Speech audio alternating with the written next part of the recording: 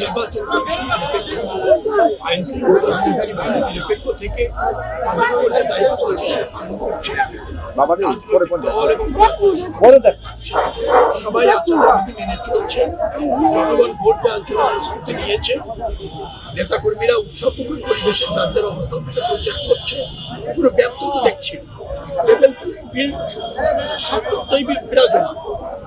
তো এটা নিয়ে প্রশ্ন কারণ দেখি সবাই তো নির্বাচনই করছে, সব দল করছে। শীর্ষ নেতা থেকে শুরু করে একজন কর্মী পর্যন্ত প্রচার প্রচারণা করছে আনন্দমুখর পরিবেশে। দ্বন্দ্ব সংঘাত নাই বললেই চলে।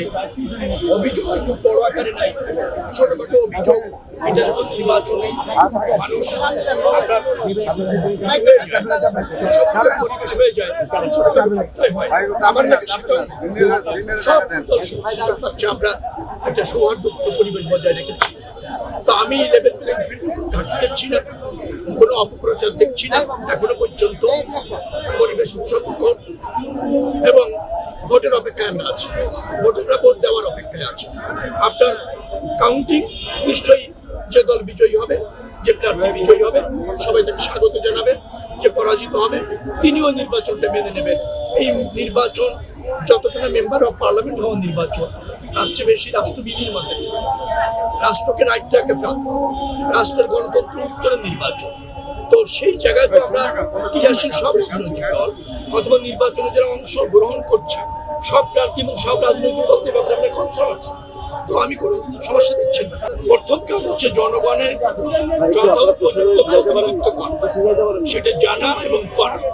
সেটা আমি জানি এবং করতে পারবো বিধায় আমার বিশ্বাস এবং জনগণের আস্থা। আমি এই অঞ্চলের জনগণকে যথোপযুক্তভাবে সরকারে অথবা পার্লামেন্টে রিপ্রেজেন্ট করতে পারবো। দ্বিতীয় হচ্ছে সেবা খাতগুলিকে ফাংশন করা। সেবা খাত, সিটি কর্পোরেশন, ওয়াসা, ডেফা, তিতাস, ডিপিডিসি, এখানে সেবা খাতের কিছু জনযোগ্যতা আছে, সেইটাকে ফাংশন করাটা জরুরি। আইন শৃঙ্খলা পরিস্থিতি ভালো, তারপরেও আরেকটু হওয়া দরকার, আরেকটু তৎপর হওয়া দরকার। জনগণের আরেকটু আস্থা অর্জন করা দরকার।